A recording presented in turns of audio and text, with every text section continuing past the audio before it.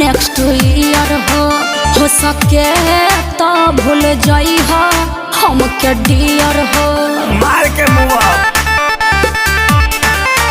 होता शादी हमार नेक्स्ट ईयर हो सके तो भूल जाई हो हम के डियर हो हमरा दुल्हन बने के फीलिंग अंदर जागता तनी ओकर फोटोवा देखाइबे ला देखा आई हो रामाथु एक और आदिला दरिया हौ समंदर लागता हौ का अरे कर पेटा बा अरे तो म्यूजिक में गावा एक और दिला दरिया हौ समंदर लागता एक और दिला दरिया हौ समंदर लागता तोरा दूल्हा चला घर के बंदर लागता तोरा दूल्हा चला घर के बंदर लागता तू का बड़ा छुछुंदर ना सुंदर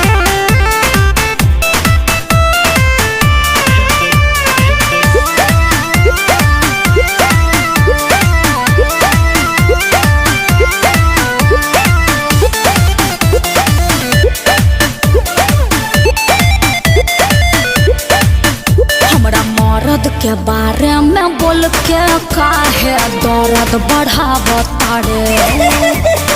अपने बारे पारानी न काहे दांत चियारता रे तपिया घरे चल जाई पूजा करम फुटी जाई का करब तब जवन बोलता रे बोलिया बंडर लागता एकर दिला दरिया आहू समंदर लागता ना मनबा अब ते कहबे म्यूजिक में गावे के हो नतिया गाओ शाम म्यूजिक देता 1 2 3 एकर दिला दरिया हौ समंदर लागता एकर दिला दरिया हौ समंदर लागता तोरा दूल्हा चला घर के बंदर लागता तोरा दूल्हा चला घर के बंदर लागता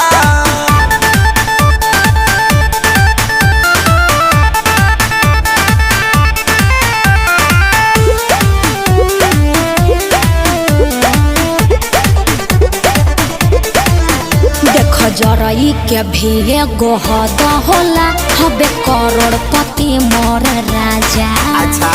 तोहरा नियन लइका ढेरे उन कर अगोर तारे दरा बाजा की बाबू ताहर खोजले बूढ़ा भाता उदीही नहीं अखिलेश के सारी डाला पे